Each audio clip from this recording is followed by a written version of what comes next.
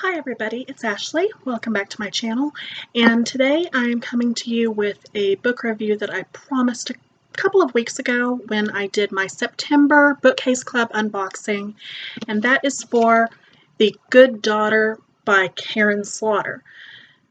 I have so many mixed feelings about this book that I don't really know where to begin, to be 100% honest.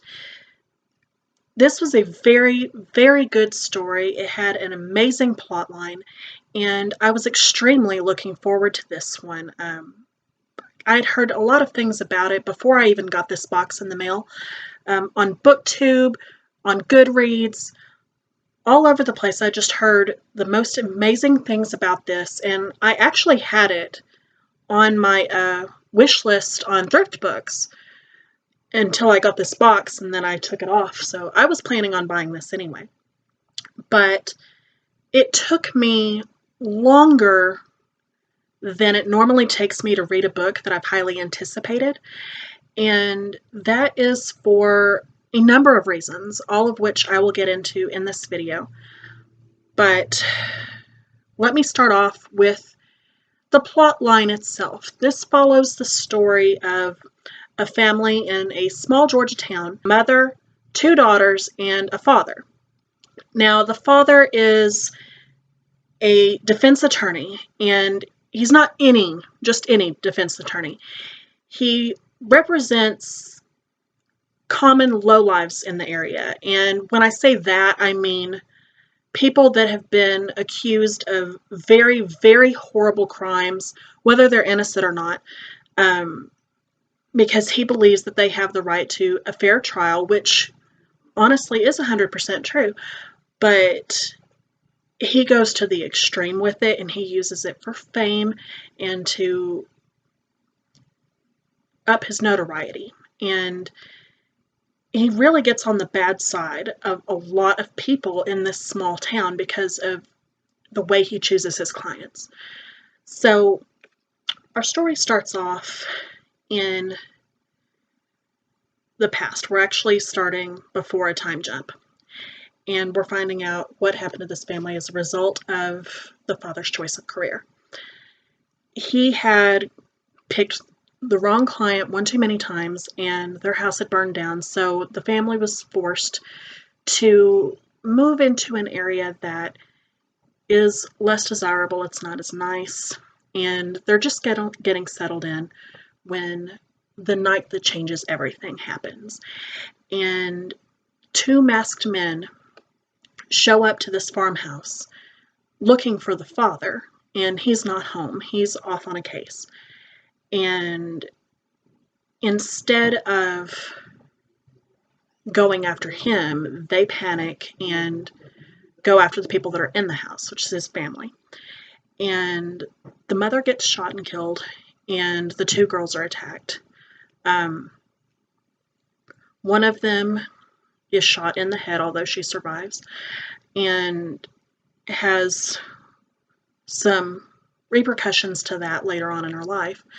And then the other daughter is the youngest one, and she is the one that gets away and tells who these people are to the authorities and gets them locked up.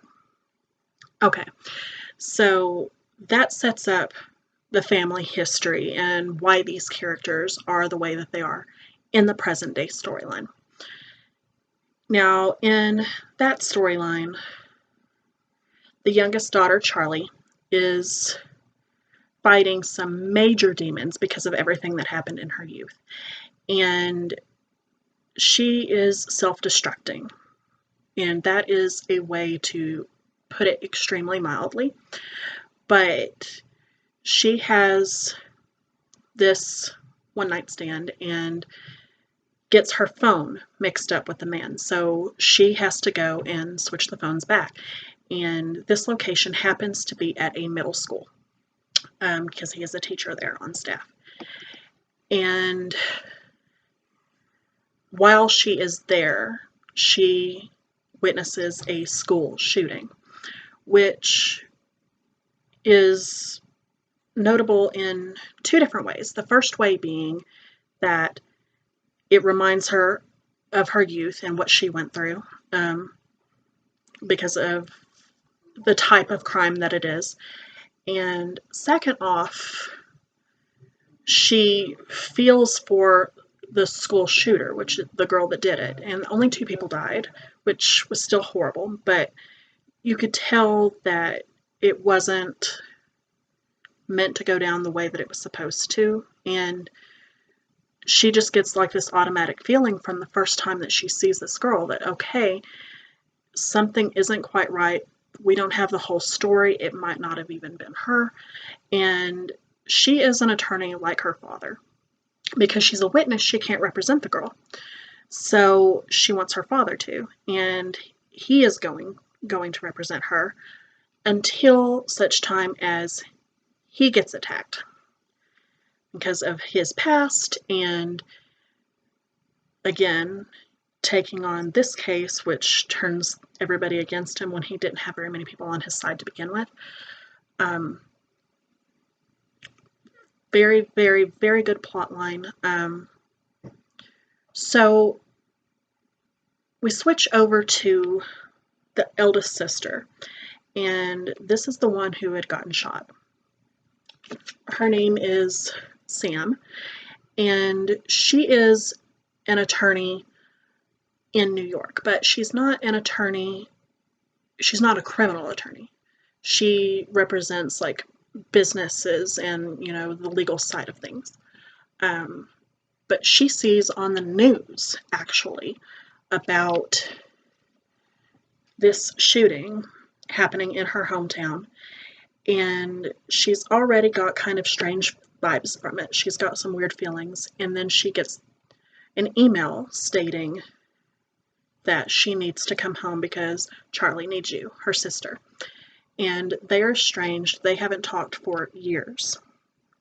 But she goes home anyway, and she is reunited with her sister and with her father, and we start learning more from what happened to each of the girls individually and how it affected their future relationship with each other and how it affected their relationship with their father, and everything that happened in the aftermath of this attack on their family at the start of the novel. And the father requests that Sam represent this girl in his stead while he is incapacitated. So that is our plot line. That's our story as it is. That's our main cast of characters. Now, the plot itself, I absolutely loved. I felt that it was ingenious. It was very beautiful writing. This was my first time reading a Karin Slaughter book, and based on that alone, I want to pick up more of her work. But there were elements that kept me from loving this as much as I wanted to, and for me that was extremely disappointing. The very, very beginning of the book, when we start off at the farmhouse with the girls in the past, that whole story was very gripping, and that chapter was actually quite long. It was, I want to say it was 50-something pages, but I was gripped from start to end with that, and I was very intrigued. I was like, what's going to happen now? What's going on? How are they going to overcome this? And I was hooked. The next, I want to say 150 pages or so, it was extremely, extremely slow. It felt more like a procedural to me, which I found very odd, considering they were lawyers and not police detectives.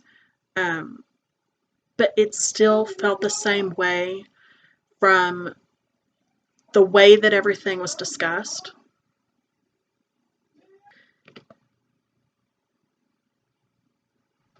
So I was already a little bit disappointed from that aspect. I seriously considered DNFing it at that point because we were getting like 250 pages into the book, and it wasn't focusing so much on the story of the family, which is what I was most intrigued in, was the background and everything. I still felt for the school shooting storyline, but it didn't feel like the main story to me, even though it took place over the largest expanse of time in the book. So I still felt for that, but I didn't feel as attached to it. I wanted to know more about the night that the family was attacked and the way that they all coped with that in and of itself. That was what I was most invested in. So somewhere around the 250 page mark, it started picking up again. It started getting really good. We started diving more into the relationships and learning more tidbits about the past, and I got interested in it again. So I kept on pushing through and started really enjoying it, reading it for longer periods of time. But then things started getting repetitive. And what I mean by that is whenever she would jump into the plots of the past, it would be done in sections like what happened to Charlie, what happened to Sam, what really happened to Charlie. And that was fine. I liked going back and getting more information, but every single time that we did that,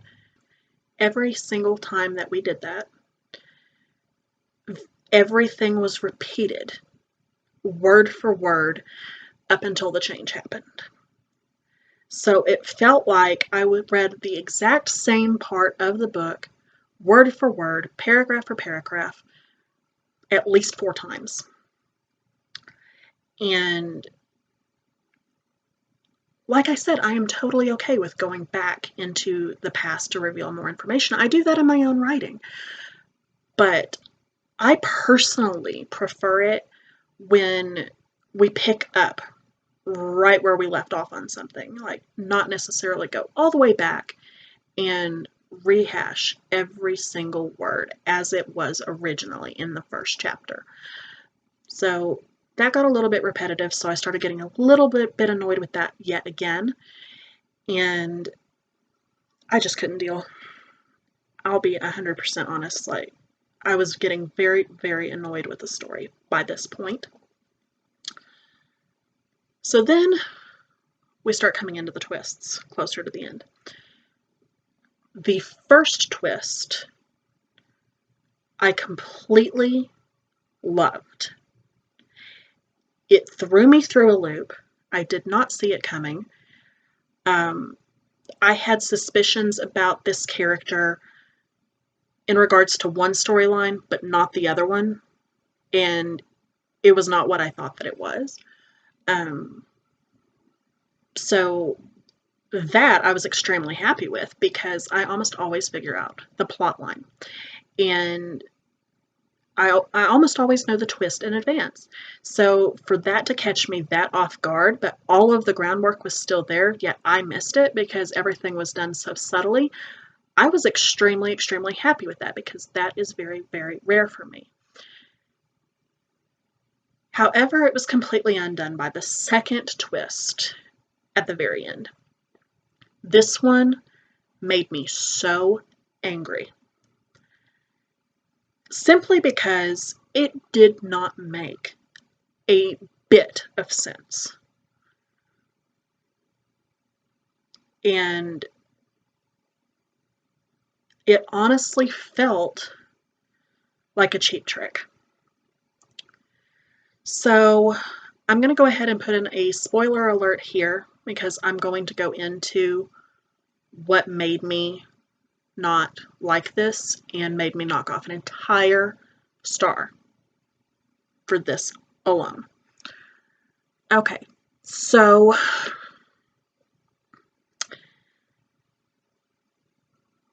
one of the things that had happened in the past to Charlie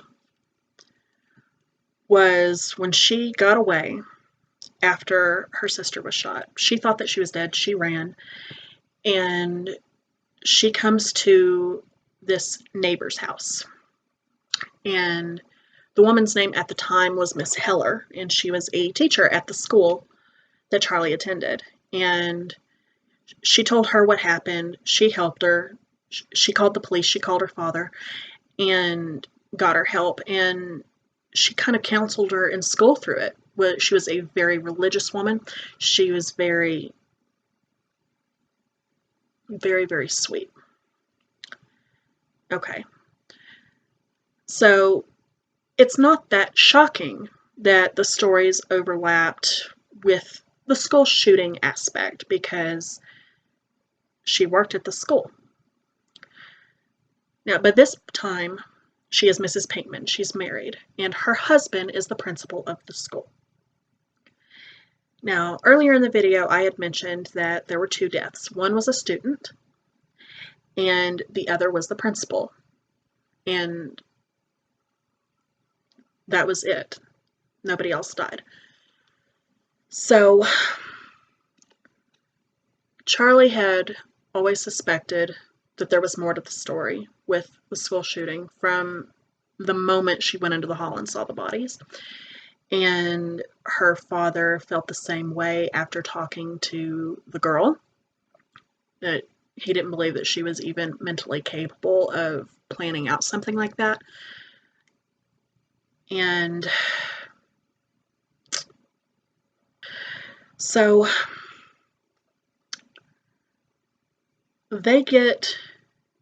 Charlie and her sister Sam get the security footage from the school leaked to them, and they are analyzing it, and they are able to cancel out some things on the screen colors wise and piece together what actually happened. And so Charlie goes and talks to Mrs. Pinkman, and when she first arrives, it sounds like she is there to console the woman because her husband died and thank her for, always being there when she was a kid. And then she starts talking about the security footage. And the woman ends up launching into this insanely long confession about how she concocted this whole plan. And it was because her husband had been messing around with some of the students, and one of them was this girl who had the intellectual capacity of maybe an 8-year-old, and she got pregnant. So this woman decides that she is going to kill her husband and trick the girl into taking the blame so that she's put away, because it's this child's fault that she was attacked when she doesn't even really know what's going on. Okay, so she drills into this girl's mind because she's very, very suggestible. She drills into her mind that she is trash, that she's worthless, that she needs to make him pay. So the girl does steal a gun from home and she goes there, but she can't do it. She doesn't have the mental capacity for that. So this woman, Mrs. Pinkman, literally holds the gun in her hand and fires.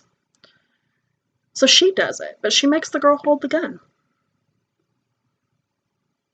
And what makes me so angry about this whole thing is this is the same woman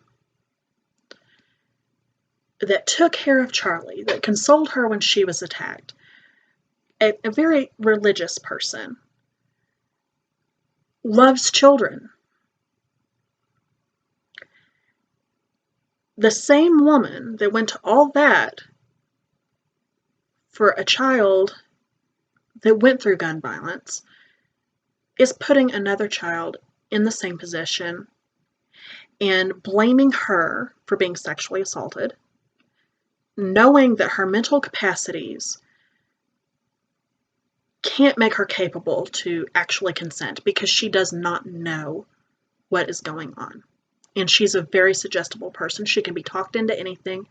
She knows that her husband has done this with other students, but this was the girl that happened to get pregnant. And I could totally understand being angry with him. He was a horrible person. But to go and frame a child that has been victimized and set them up to take the fall, that does not seem like something that this character would do. And it just makes me absolutely sick to my stomach to think about it. Like, anybody else, it would have made more sense. Like, it was made well known that other students in the school hated her and that she was bullied.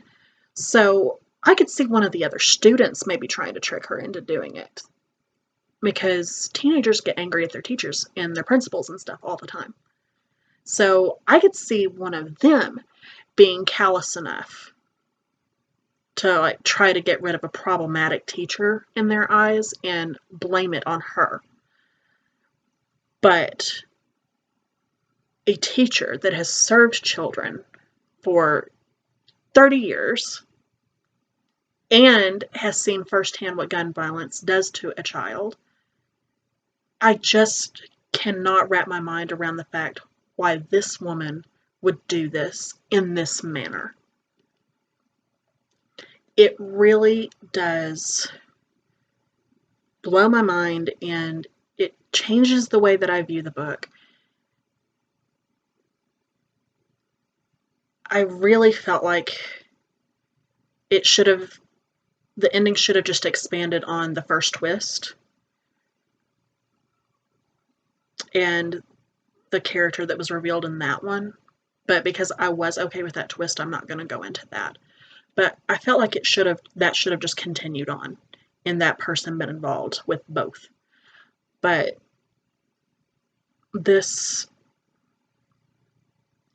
it just felt like it was on there for shock value to me personally. Other people might love that, but it just was not a concept that I could get on board with. So I accidentally marked this as a 4 on Goodreads, but it's a 3, and I'm going to fix that. It's probably going to be fixed by the time this video goes up live. But this is a 3-star simply because for 150 pages, it was a police procedural. It had a police procedural feel to it, and then this ludicrous second twist that was completely unneeded, plus being extremely repetitive. So, I mean, the writing, like I said, was beautiful, and it had an amazing plot, but those few little points just kind of ruined it for me. But you very well may love this book. It's still a good book. It's just, it has these things that I personally cannot get behind. So that's all that I have for you guys today. If you liked this video, please make sure to comment, like, and subscribe, and I will see you guys next time. Bye!